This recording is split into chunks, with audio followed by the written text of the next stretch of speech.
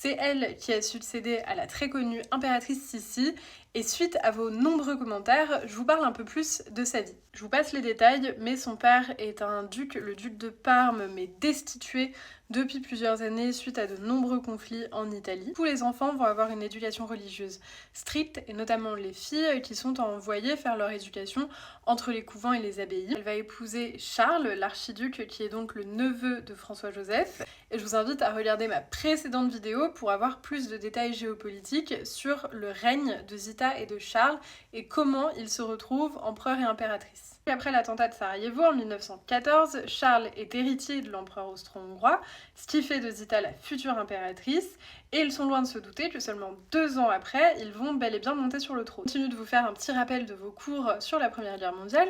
En 1918, la fin de la Première Guerre mondiale va aussi sonner la fin de l'Empire austro-hongrois, dont Zita et Charles doivent rendre leur couronne. L'édile n'étant pas de tout repos, pendant les mois et les années qui suivent, ils vont grosso modo un peu bouger partout où on veut bien d'eux. En 1922, alors qu'il est très jeune, Charles va mourir. Et elle va porter le deuil de son mari toute sa vie, elle se remariera pas. Attendrie par le destin de cette lointaine cousine, le roi d'Espagne va venir entre guillemets au secours de Zita et de ses enfants en leur proposant l'exil en Espagne et en mettant à disposition un palais. À l'aube des années 30, Zita habite en Belgique. Oui, je sais, elle déménage beaucoup, mais c'est pas grave. Et on va commencer à voir les régimes de Mussolini, les régimes de l'Allemagne nazie émerger, et notamment l'annexion de l'Autriche par l'Allemagne nazie. Ça sonne un petit peu la fin de tous ces espoirs. En 1940, l'Allemagne va carrément envahir la Belgique. Et là, c'est un peu la goutte de trop, il faut partir très loin.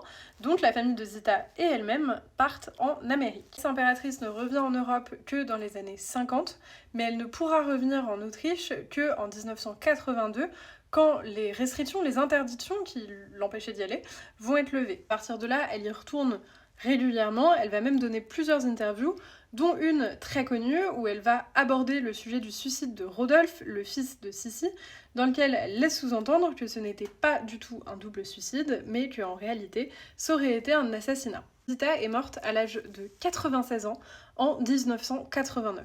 J'espère que cette vidéo vous a plu, auquel cas n'hésitez pas à vous abonner et à laisser un commentaire. Et surtout, j'espère que vous avez découvert l'histoire d'un couple méconnu et qui pourtant est très ancré dans notre histoire européenne du XXe siècle.